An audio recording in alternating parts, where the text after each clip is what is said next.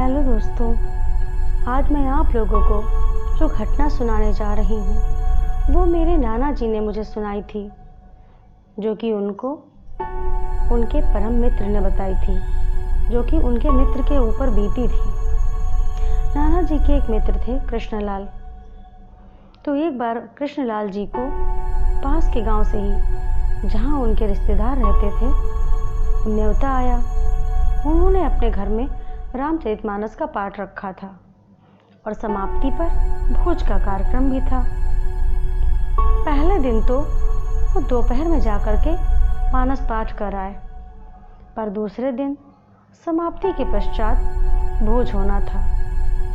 तो वो आराम से अपना सारा काम समाप्त करके सायंकाल घर से निकले। अब गांव 3 किलोमीटर दूर था और गांव में सब लोग इतना पैदल चल ही लेते हैं, तो उन्होंने सोचा कि ठंडे ठंडे आराम से टहलते हुए जाएंगे और टहलते हुए ही लौट आएंगे। सो वो पैदल ही निकल लिए। अब वहाँ पे भोज के पश्चात बातचीत में काफ़ी समय हो गया। समय का उनको ध्यान ही नहीं रहा था। जब उन्होंने घड़ी में देखा तो रात का 11 बज गया था। अब उन्होंने कहा कि मुझे चलना चाहिए, बहुत समय हो गया है। वो वहाँ से निकले तो पूरा रास्ता सुनसान था और वो अकेले ही चले जा रहे थे सड़क पर। उन्होंने 1 किलोमीटर की दूरी तय कर ली थी।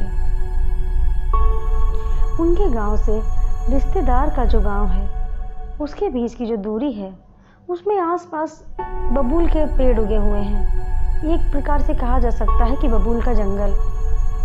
तो वो जल्दी जल्दी चले आ रहे थे। तो 1 किलोमीटर की दूरी वो तय कर चुके थे कि उन्हें अचानक बकरी के मिमियाने की आवाज़ आई। उन्होंने चारों तरफ देखा पर उन्हें कुछ दिखा ही नहीं। वो फिर चलने लगे। 10 मिनट के पश्चात उन्हें फिर से बकरी के मिमियाने की आवाज़ आई। फिर वो रुक गए और चारों तरफ देखने लगे, पर फिर भी उन्हें कुछ नहीं दिखा। वो और आगे चले तो 10-15 मिनट के पश्चात उनको फिर से जो है बकरी के मिमियाने की आवाज़ आई। वो फिर चारों तरफ देखने लगे। तब उन्होंने देखा कि सड़क से नीचे उतरकर बबूल के पेड़ों के पास एक बकरी का बच्चा है। उनको बड़ा आश्चर्य हुआ, ये किसका बकरी का बच्चा यहाँ रह गया। सब गड़रिये जो अपनी बकरियाँ चराने आते हैं, वो तो ध्यान से अपने सारी बकरियाँ लेके चले जाते हैं, ये कैसे छूट गया। लेकिन फिर वो मन में बड़े प्रसन्न हुए। सोचा चलो नीचे उतर कर जाते हैं और इस बच्चे को उठा लेते हैं, पाल पोस के बड़ा करेंगे तो अच्छे खासे दामों में बिक जाएगा। ये सोचकर वो नीचे उतर गए और उस बकरी के बच्चे को उठा लाए। बच्चा छोटा था तो उन्होंने उसको गोद में ले लिया और उसको गोद में ले करके चलने लगे। उन्होंने सोचा एक फ़ायदा ही हो गया है हमारा, अच्छा ही है। जब उन्होंने चलना शुरू किया तो बड़े खुशी खुशी गाना गाते हुए चले जा रहे थे। पर थोड़ी ही दूर चले थे कि उन्हें लगा कि उन्हें बड़ी थकान लग रही है। तो उनको लगा कि पैदल आए थे, पैदल जा रहे हैं, खाना खा लिया है, शायद इसलिए थकान लग रही हो। पर थोड़ा सा और आगे चले तो उनको और ज़्यादा थकान लगने लगी। उनको लगा उन्होंने कोई मन भर बोझ उठा रखा है। उनको कुछ समझ ही में ना आए क्या है। पर फिर उन्होंने इस चीज़ को जो है अपना वहम समझकर हटा दिया। उनका थकान की वजह से है ऐसा। उन्हें भार महसूस हो रहा था और उन्हें लगा ये थकान का भार है। खाना खा के निकले हैं, शायद इसलिए थकान बहुत मालूम हो रही है। वो इस बात को नज़रअंदाज कर गए। अब उन्होंने लमसम 1.25 किलोमीटर का रास्ता तय कर लिया था। अचानक उन्हें महसूस हुआ कि उनके घुटनों से कुछ लड़ रहा है। उन्होंने कहा ये मेरे घुटनों से क्या लड़ने लगा। खट खट खट की आवाज़ आ रही थी। उनको समझ में नहीं आया।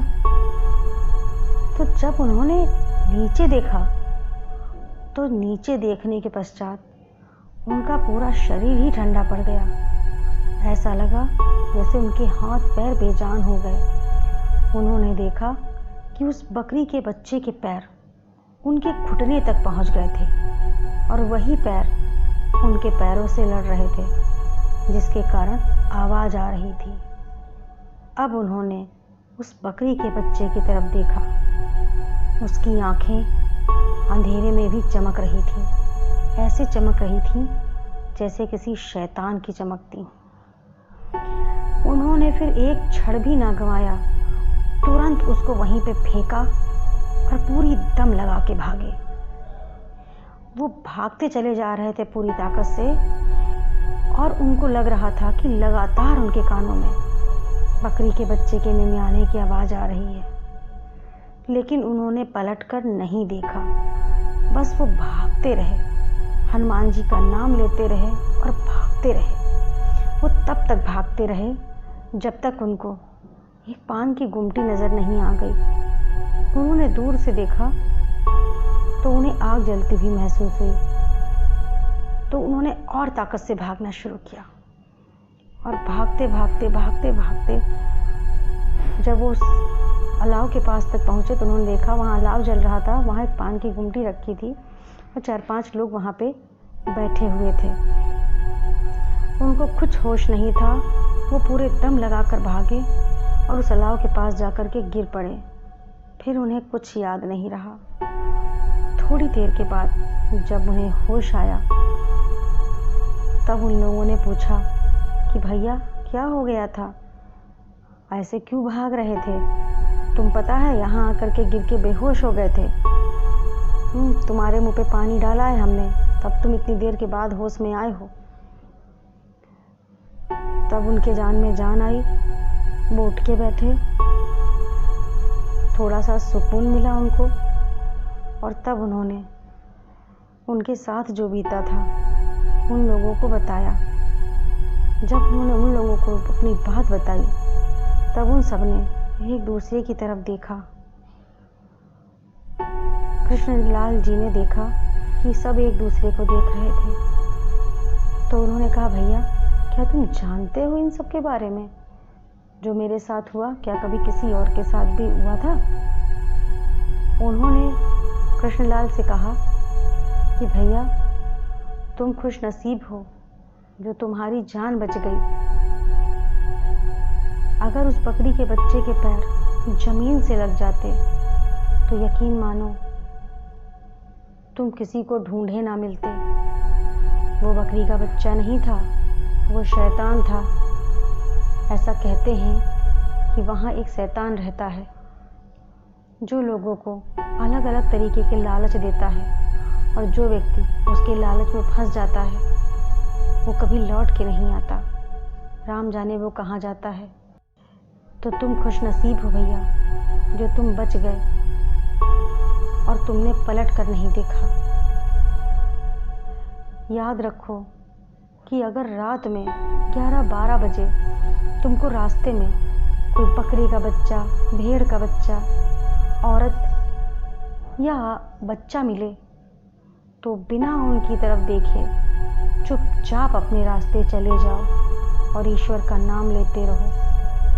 तुम ही सोचो इतनी रात में जंगल में बकरी का बच्चा, भेड़ का बच्चा या कोई औरत या कोई बच्चा क्या कर रहा होगा, कहाँ से आया? अपने दिमाग का प्रयोग करो। आज तुम बाल बाल बच गए हो। हनुमान जी का ध्यान करो और अब अपने गांव जाओ, थोड़ा ही रास्ता बचा है और दोबारा कभी इस प्रकार के लालच के चक्कर में ना पड़ना, नहीं तो जान गंवा दोगे अपनी। तो दोस्तों ये थी कृष्णलाल जी के ऊपर बीती हुई घटना। वो फतेहपुर ज़िले में रहते थे क्योंकि अब तो ना मेरे नाना जी जीवित हैं और ना ही वो जीवित हैं, किंतु मैं नाना जी के साथ बैठती थी, उनसे बातें करती थी, तो अपने जीवन की बहुत सारी घटनाओं के बारे में बताया करते थे और उन्होंने मुझे इस घटना के बारे में बताया था।